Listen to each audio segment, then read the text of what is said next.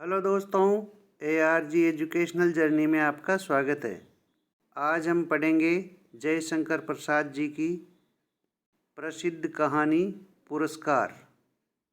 इस कहानी में मधुलिका नाम की एक कृषक बालिका अपने पितृ पितामहों की भूमि को राज्य को समर्पित कर देती है और उसके अनुग्रह में कुछ भी स्वीकार नहीं करती है। उस भूमि के बदले राजा साहब उसको स्वर्ण मुद्राएं देते हैं, लेकिन वो स्वर्ण मुद्राओं को राजा साहब पर ही न्यौछावर कर देती है और बिखेर देती है। तो चलिए शुरू करते हैं कहानी का मूल पाठ। आर्द्रा नक्षत्र। आकाश में काले काले बादलों की घुमड़, जिसमें देवदुन्दुभी का गंभीर घोष प्राचीन के एक निरभ्र कोने से स्वर्ण पुरुष झांकने लगा था। देखने लगा महाराज की सवारी। शैल माता के अंचल में समतल उर्वरा भूमि से सौंधी बास उठ रही थी। नगर तोरण से जय घोष हुआ। भीड़ में गजराज का चामरधारी शुंड उन्नत दिखाई पड़ा। वह हर्ष और उत्साह का समुद्र हिलोरें भरता हुआ आगे बढ़ने लगा।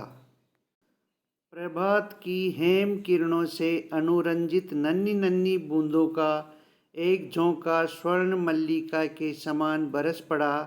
मंगल सूचना से जनता ने हर्ष की ध्वनि की।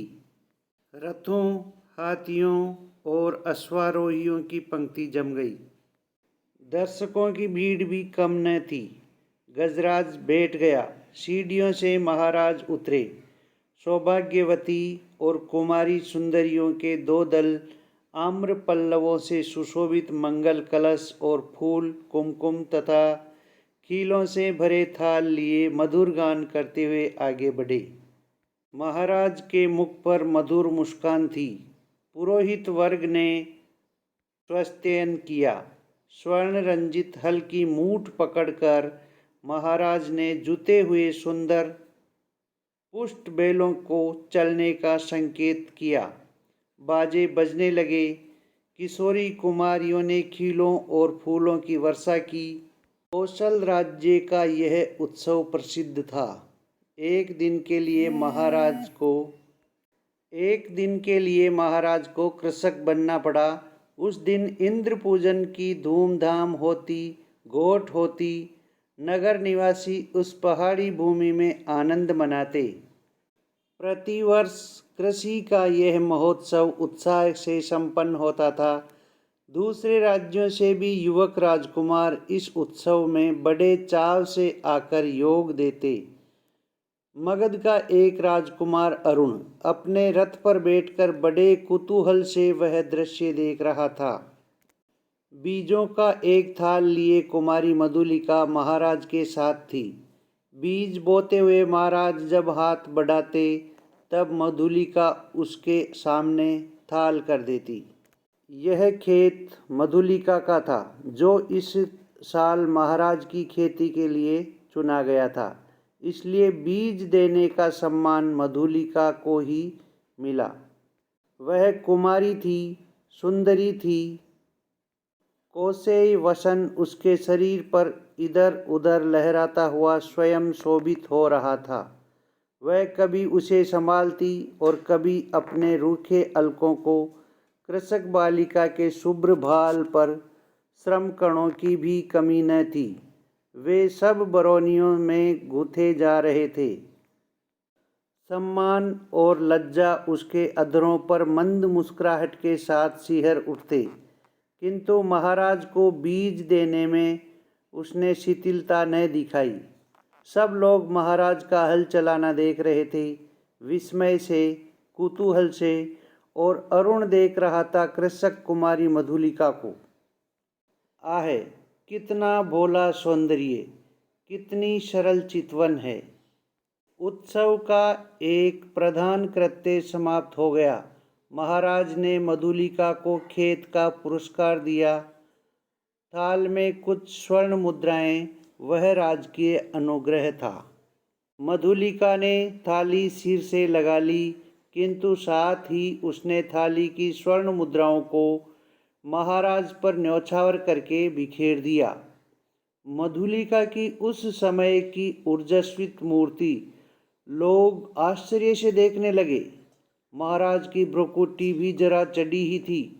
मधुलिका ने सविनय कहा, हे देव, यह मेरे पितृ पितामहों की भूमि है, इसे बेचना अपराध है, इसलिए मूल्य स्वीकार करना मेरी सामर्थ्य से बाहर है।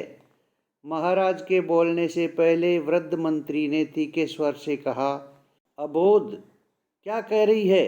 राजकीय अनुग्रह का तिरस्कार? तेरी भूमि से चौगुना मूल्य है। फिर कौशल का यह सुनिश्चित राष्ट्र नियम है। तू आज से राजकीय रक्षण पाने की अधिकारिणी हुई। इस धन से अपने को सुखी बना। राजकीय रक्षण की अधिकारिणी तो सारी प्रजा है मंत्रीवर। महाराज को भूमि समर्पण करने में तो मेरा कोई विरोध न था और न है, किंतु मूल्य स्वीकार करना असंभव है। मधुलिका उत्तेजित हो उठी। महाराज के संकेत करने पर मंत्री ने कहा, देव, वाराणसी युद्ध के अन्यतम वीर सिंहमित्र की यह एकमात्र कन्या है। महाराज चौंक उठे। सिंहमित्र की कन्या, जिसने मगध के सामने कौशल की लाज रख ली थी, उसी वीर की मधुलिका कन्या है? हाँ देव, सविनय मंत्री जी ने कहा। इस उत्सव के परंपरागत नियम क्या है मंत्रीवर? महाराज ने पूछा। देव, नियम तो बहुत साधारण है। किसी भी अच्छी भूमि को इस उत्सव के लिए चुनकर नियमानुसार पुरस्कार स्वरूप उसका मूल्य दे दिया जाता है, वह भी अत्यंत अनुग्रह पूर्वक, अर्थात भू संपत्ति का चौगुना मूल्य उसे मिलता है। उस खेती को वही व्यक्ति वर्ष भर देखता है, वह राजा का खेत कहा जाता है। महाराज को विचार संघर्ष से विश्राम की अत्यंत आवश्यकता थी। महाराज चुप रहे। जय के साथ सभा विसर्जित हुई। सब अपने अपने शिविरों में चले गए, किंतु मधुलिका को उत्सव में जाकर किसी ने न देखा। वह अपने खेत की सीमा पर विशाल मधुक वृक्ष के चिकने हरे पत्तों की छाया में अनमनी चुपचाप बैठी रही। रात्रि का उत्सव अब विश्राम ले रहा था। राजकुमार अरुण उसमें सम्मिलित नहीं हुआ। वह विश्राम भवन में जागरण कर रहा था। आंखों में नींद न थी। प्राची में जैसे गुलाबी खिल रही थी, वही रंग उसकी आंखों में था। सामने देखा तो मुंडेर पर कपोती एक पैर पर खड़ी पंख फैलाए अंगड़ाई ले रही थी। अरुण उठ खड़ा हुआ। द्वार पर सुसज्जित अश्व था। वह देखते देखते नगर तोरण पर जा पहुंचा। रक्षक गण ऊँग रहे थे। अश्व के पैरों के शब्द से चौंक उठे। युवक कुमार तीर सा निकल गया। सिंधु देश का तुरंग प्रभात के पवन से पुलकित हो रहा था। घूमता हुआ अरुण उसी मधुक वृक्ष के नीचे पहुंचा, जहां मधुलिका अपने हाथ पर सिर धरे हुए खिन्न मुद्रा में सुख ले रही थी। अरुण ने देखा, एक छिन्न माधवी लता वृक्ष की शाखा से च्युत होकर पड़ी है। सुमन पुलकित थे, मर निस्पंद। अरुण ने अपने अश्व को मौन रहने का संकेत किया उस सुषमा को देखने के लिए, परंतु कोकिल बोल उठी। उसने अरुण से प्रश्न किया, छी, कुमारी के सोए हुए सौंदर्य पर दृष्टिपात करने वाले धृष्ट, तुम कौन? मधुलिका की आंख खुल पड़ी। उसने देखा एक अपरिचित युवक। वह संकोच से उठ बैठी। भद्रे, तुम्ही ने कल उत्सव की संचालिका रही हो? उत्सव? हाँ, उत्सव ही तो था। कल उस सम्मान, क्या आपको कल का स्वप्न सता रहा है? भद्र, आप क्या मुझे उस अवस्था में संतुष्ट न रहने देंगे? मेरा हृदय उस छवि का भक्त बन गया है देवी। मेरे इस अभिनय का, मेरी विडंबना का, आह, मनुष्य कितना निर्दय है। अपरिचित, क्षमा करो, जाओ अपने मार्ग। सरलता की देवी, मैं मगध का राजकुमार तुम्हारे अनुग्रह का प्रार्थी हूँ। मेरे हृदय की भावना अवगुंठन में रहना नहीं जानती, उसे अपनी। राजकुमार, मैं कृषक बालिका हूँ, आप नंदन विहारी, और मैं पृथ्वी पर परिश्रम करके जीने वाली। आज मेरी स्नेह की भूमि पर से मेरा अधिकार छीन लिया गया। मैं दुख से विकल हूँ, मेरा उपहास न करो। मैं कौशल नरेश से तुम्हारी भूमि दिलवा दूंगा। नहीं, वह कौशल का राष्ट्रीय नियम है, मैं उसे बदलना नहीं चाहती, चाहे उससे मुझे कितना ही दुख हो। तब तुम्हारा रहस्य क्या है? यह रहस्य मानव हृदय का है, मेरा नहीं। राजकुमार, नियमों से यदि मानव हृदय बाध्य होता तो आज मगध के राजकुमार का हृदय किसी राजकुमारी की ओर न खींचकर एक कृषक बालिका का अपमान करने नहीं आता। मधुलिका उठ खड़ी हुई। चोट खाकर राजकुमार लौट पड़ा। किशोर किरणों में उसका रत्न किरीट चमक उठा। अश्व वेग से चला जा रहा था और मधुलिका निष्ठुर प्रहार करके क्या स्वयं आहत न हुई? उसके हृदय में ठीस सी होने लगी। वह सजल नेत्रों से उड़ती हुई धूल देखने लगी। मधुलिका ने राजा का प्रतिदान अनुग्रह नहीं लिया। वह दूसरे खेतों में काम करती थी और चौथे पहर रूखी सूखी खाकर पड़ रहती। मधुक वृक्ष के नीचे छोटी सी पर्ण कुटीर थी। सूखे डंठलों से उसकी दीवारें बनी हुई थी। मधुलिका का वह आश्रय था। कठोर परिश्रम से जो रूखा अन्न मिलता वही उसकी सांसों को बिताने के लिए पर्याप्त था। दुबली होने पर भी उसके अंग पर तपस्या की कांति थी। आसपास के कृषक उसका आदर करते थे। वह एक आदर्श बालिका थी। दिन, सप्ताह, महीने और वर्ष बीतने लगे। शीतकाल की रजनी, मेघों से भरा आकाश जिसमें बिजली की दौड़ धूप। मधुलिका का छाजन टपक रहा था। ओढ़ने की कमी थी। वह ठिठुर कर एक कोने में बैठी थी। मधुलिका अपने अभाव को आज बढ़ाकर सोच रही थी। जीवन के सामंजस्य बनाए रखने वाले उपकरण तो अपनी सीमा निर्धारित रखते हैं, परंतु उनकी आवश्यकता और कल्पना भावना के साथ घटती बढ़ती रहती है। आज बहुत दिनों पर उसे बीती बात स्मरण हुई। 2 नहीं 3 वर्ष हुए होंगे इसी मधुक के नीचे प्रभात में तरुण राजकुमार ने क्या कहा था। वह अपने हृदय से पूछने लगी।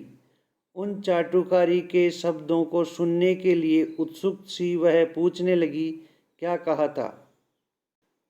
दुख दग्ध हृदय उन स्वप्न सी बातों का स्मरण रख सकता और स्मरण ही होता तो भी कष्टों की इस काली निशा में वह कहने का साहस करता, हायरी विडंबना। आज मधुलिका उस बीते हुए क्षण को लौटा लेने के लिए विकल थी। दरिद्रता की ठोकरों ने उसे व्यथित और अधीर कर दिया। मगध की प्रासाद माला के वैभव का काल्पनिक चित्र उन सूखे डंठलों की रंध्रों से नभ में बिजली के आलोक से नाचता हुआ दिखाई देने लगा।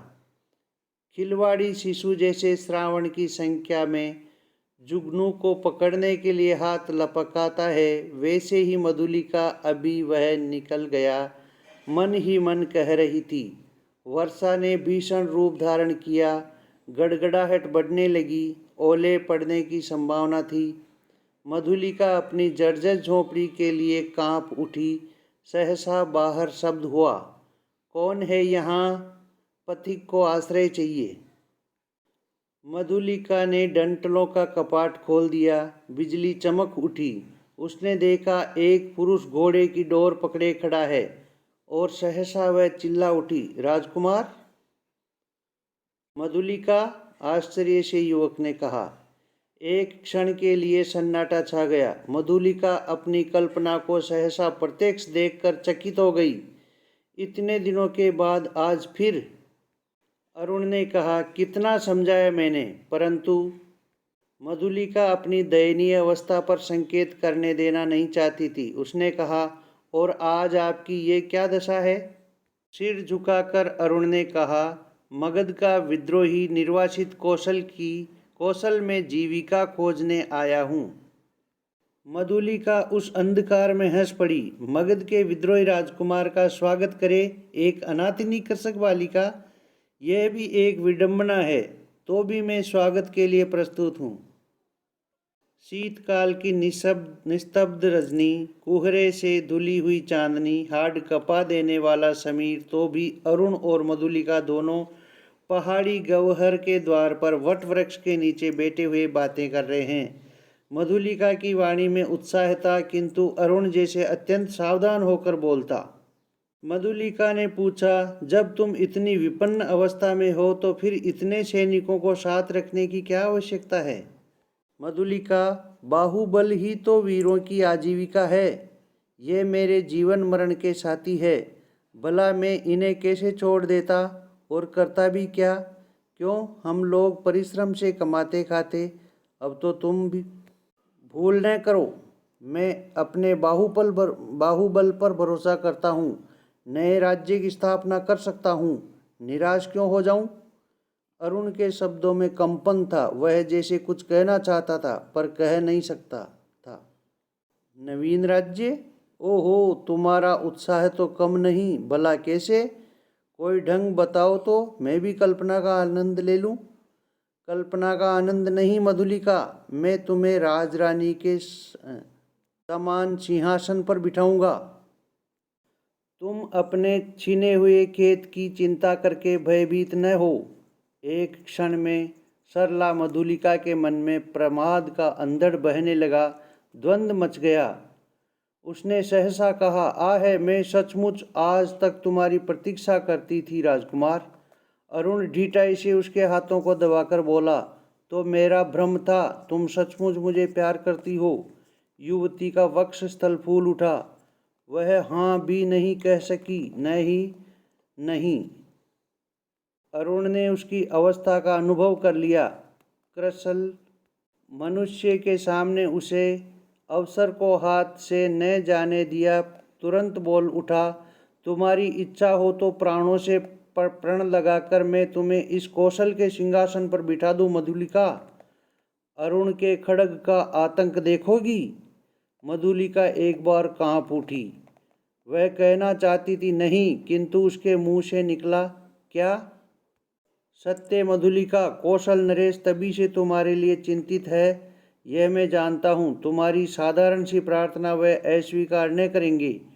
और मुझे यह भी विदित है कि कौशल के सेनापति अधिकांश सैनिकों के साथ पहाड़ी दस्युओं का दमन करने के लिए बहुत दूर चले गए हैं। मधुलिका के सामने बिजलियां हंसने लगी। दारुण भावना में उसका मस्तक विकृत हो उठा। अरुण ने कहा, तुम बोलती नहीं हो? जो कहोगी वही करूँगा। मंत्रमुग्ध सी मधुलिका ने कहा। स्वर्ण मंच पर कौशल नरेश अर्धनिद्रित अवस्था में आंखें मुकुलित किए हैं। एक चामर धारिणी युवती पीछे खड़ी अपनी कलाई की बड़ी कुशलता से घुमा रही है। चामर के शुभ्र आंदोलन उस प्रकोष्ठ में धीरे धीरे संचालित हो रहे हैं। तांबूल वाहिनी प्रतिमा के समान दूर खड़ी है। प्रतिहारी ने आकर कहा, जय हो देव, एक स्त्री कुछ प्रार्थना करने आई है। आंखें खोलते हुए महाराज ने कहा, स्त्री प्रार्थना करने आई है? आने दो। प्रतिहारी के साथ मधुलिका आई। उसने प्रणाम किया। महाराज ने स्थिर दृष्टि से उसकी ओर देखा और कहा, तुम्हें कहीं देखा है। 3 बरस हुए देव, मेरी भूमि खेती के लिए ली गई थी। ओह, तो तुमने इतने दिन कष्ट में बिताए, आज उसका मूल्य मांगने आई हो क्या? अच्छा, तुम्हें मिलेगा। प्रतिहारी, नहीं महाराज, मुझे मूल्य नहीं चाहिए। मूर्ख, फिर क्या चाहिए? उतनी ही भूमि दुर्ग के दक्षिण नाले के समीप की जंगली भूमि, वहाँ मैं अपनी खेती करूँगी। मुझे एक सहायक मिल गया है, वह मनुष्यों से मेरी सहायता करेगा। भूमि को समतल भी बनाना होगा। महाराज ने कहा, कृषक बालिके, वह बड़ी उबड़ खाबड़ भूमि है। तिस पर वह दुर्ग के समीप एक सैन्य महत्व रखती है, तो फिर निराश लौट जाऊं? सिंह मित्र की कन्या, मैं क्या करूं, तुम्हारी यही प्रार्थना है। देव जैसी आज्ञा हो, जाओ तुम श्रमजीवियों को उसमें लगाओ, मैं अमात्य को आज्ञा पत्र देने का आदेश करता हूँ। जय हो देव कहकर प्रणाम करती हुई मधुलिका राजमंदिर से बाहर आई। दुर्ग के दक्षिण भयावने नाले के तट पर घना जंगल है। आज वहाँ मनुष्यों का पद संचार से जंगल की शून्यता भंग हो रही थी।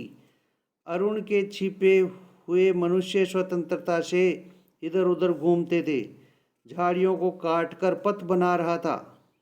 नगर दूर था, फिर उधर यूं ही कोई नहीं आता था, फिर अब तो महाराज की आज्ञा से वहाँ मधुलिका का अच्छा खेत बन रहा था। किसी को इसकी चिंता न थी। एक घने कुंज में अरुण और मधुलिका एक दूसरे को हर्षित नेत्रों से देख रहे थे। संध्या हो चली थी। उस निविड़ वन में उस नवागत मनुष्यों को देखकर पक्षीगण अपने नीड़ को लौटते हुए अधिक कोलाहल कर रहे थे। प्रसन्नता से अरुण की आंखें चमक उठी। सूर्य की अंतिम किरणें जुरमुट में घुसकर मधुलिका के कपोलों से खेलने लगी। अरुण ने कहा, 4 पहर और विश्वास करो, प्रभात में ही इस जीर्ण कलेवर कौशल राष्ट्र की राजधानी श्रावस्ती में तुम्हारा अभिषेक होगा और मगध से निर्वासित मैं एक स्वतंत्र राष्ट्र का अधिपति बनूंगा। मधुलिका, भयानक अरुण, तुम्हारा साहस देखकर मैं चकित हो रही हूँ। केवल 100 सैनिकों से तुम रात के तीसरे पहर मेरी विजय यात्रा होगी। मधुलिका, तो तुमको इस विजय पर विश्वास है? अवश्य, तुम अपनी झोंपड़ी में ये रात बिताओ, प्रभात से तो राजमंदिर ही तुम्हारा लीला निकेतन बनेगा। मधुलिका प्रसन्न थी, किंतु अरुण के लिए उसकी कल्याण कामना सशंक थी। वह कभी कभी उद्विग्न सी होकर बालिकों के समान प्रश्न कर बैठती। अरुण उसका समाधान कर देता।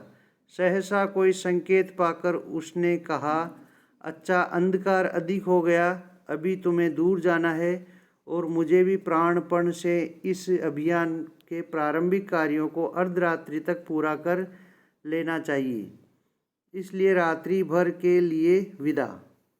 मधुलिका उठ खड़ी हुई। कंटीली झाड़ियों से उलझती हुई क्रम से बढ़ते अंधकार में वह अपनी झोंपड़ी की ओर चली। पथ अंधकारमय था और मधुलिका का हृदय भी निविड़तम से घिरा था। उसका मन सहसा विचलित हो उठा। मधुरता नष्ट हो गई। जितनी सुख कल्पना थी वह जैसे अंधकार में विलीन होने लगी। वह भयभीत थी। पहला भय उसे अरुण के लिए उत्पन्न हुआ। यदि वह सफल न हुआ तो फिर सहसा सोचने लगी, वह क्यों सफल हो? श्रावस्ती दुर्ग एक विदेशी के अधिकार में क्यों चला जाए? मगध कौशल का चिर शत्रु वो है, उसकी विजय। कौशल नरेश ने क्या कहा था? सिंह मित्र की कन्या। सिंह मित्र कौशल का रक्षक वीर, उसी की कन्या आज क्या करने जा रही है? नहीं नहीं मधुलिका। मधुलिका जैसे उसके पिता उस अंधकार में पुकार रहे थे। वह पगली की तरह चिल्ला उठी, रास्ता भूल गई। रात एक पहर बीत चली पर मधुलिका अपनी झोंपड़ी तक न पहुंची। वह उधेड़ बुन में विक्षिप्त सी चली जा रही थी।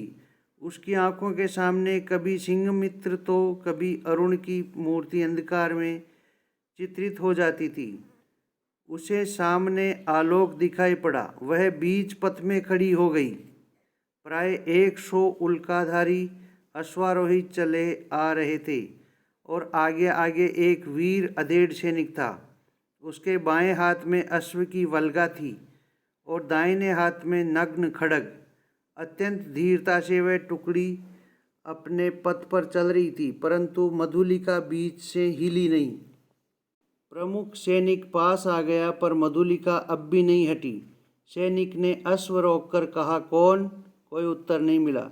तब दूसरे अश्वारोही ने कड़क कर कहा, तू कौन है स्त्री? कौशल के सेनापति को शीघ्र उत्तर दे। रमणी जैसे विकारग्रस्त स्वर में चिल्ला उठी, बांध लो मुझे, बांध लो, मेरी हत्या कर दो। मैंने अपराध ही ऐसा किया है। सेनापति हंस पड़े और बोले, पगली है। पगली? नहीं, यदि वही होता तो इतनी विचार वेदना क्यों होती। सेनापति, मुझे बांध लो, राजा के पास ले चलो। क्या है, स्पष्ट कहे। श्रावस्ती का दुर्ग एक प्रहर में दस्युओं के हस्तगत हो जाएगा।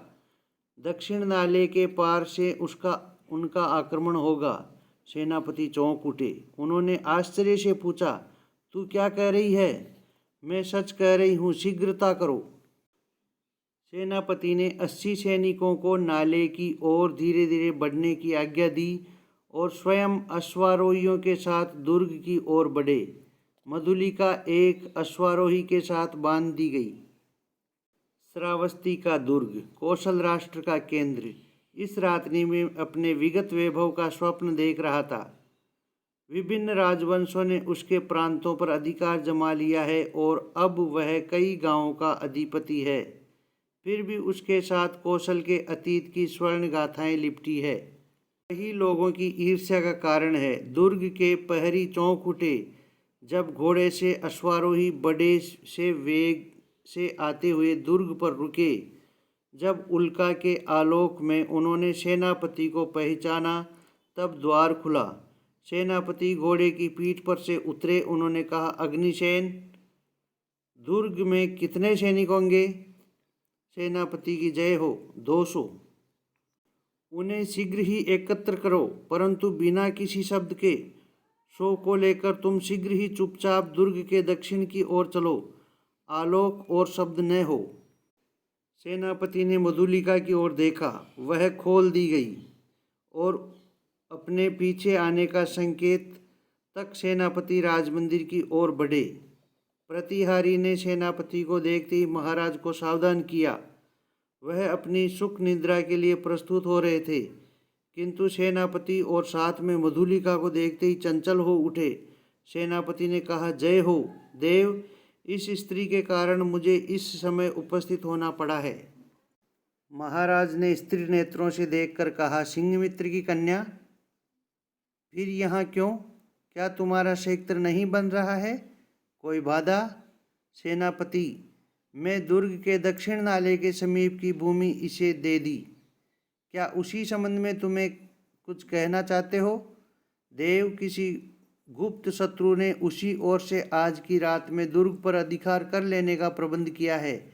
इसी स्त्री ने मुझे पत्र में ये संदेशा दिया है। राजा ने मधुलिका की ओर देखा। वह कांप उठी। घृणा और लज्जा से वह गड़ी जा रही थी। राजा ने पूछा, मधुलिका, यह सत्य है। हाँ देव। राजा ने सेनापति से कहा, सैनिकों को एकत्र करके तुम चलो, मैं अभी आता हूँ। सेनापति के चले जाने पर राजा ने कहा, सिंहमित्र की कन्या, तुमने एक बार फिर कौशल का उपकार किया है। यह सूचना देकर तुमने पुरस्कार का काम किया है। अच्छा, तुम यहीं ठहरो, पहले मैं उन आतताइयों का प्रबंध कर लूँ। अपने साहसिक अभियान में अरुण बंदी हुआ और दुर्ग उल्का के आलोक में अतिरंजित हो गया। भीड़ ने जय घोष किया। सबके मन में उल्लास था। श्रावस्ती दुर्ग आज एक दस्यु के हाथ में जाने से बचा। आबाल वृद्ध नारी आनंद से उन्मत्त हो उठे। उषा के आलोक में सभा मंडप दर्शकों से भर गया। बंदी अरुण को देखते ही जनता ने रोष से हुंकार की, वध करो। राजा ने सहमत होकर कहा, प्राण दंड। मधुलिका बुलाई गई। वह पगली सी आकर खड़ी हो गई। कौशल नरेश ने पूछा, मधुलिका, तुझे जो पुरस्कार लेना हो मांगो। वह चुपचाप रही। राजा ने कहा, मेरे निज की जितनी खेती है मैं सब तुझे देता हूँ। मधुलिका ने एक बार बंदी अरुण की ओर देखा। उसने कहा, मुझे कुछ नहीं चाहिए। अरुण हंस पड़ा। राजा ने कहा, नहीं, मैं तुझे अवश्य दूंगा, मांग ले। तो मुझे भी प्राण दंड मिले। कहती हुई वह बंदी अरुण के पास जाकर खड़ी हुई। तो दोस्तों, ये थी कहानी पुरस्कार। इसी के साथ ये वीडियो यहीं समाप्त होता है। मिलते हैं अगले वीडियो में। जब तक के लिए नमस्कार।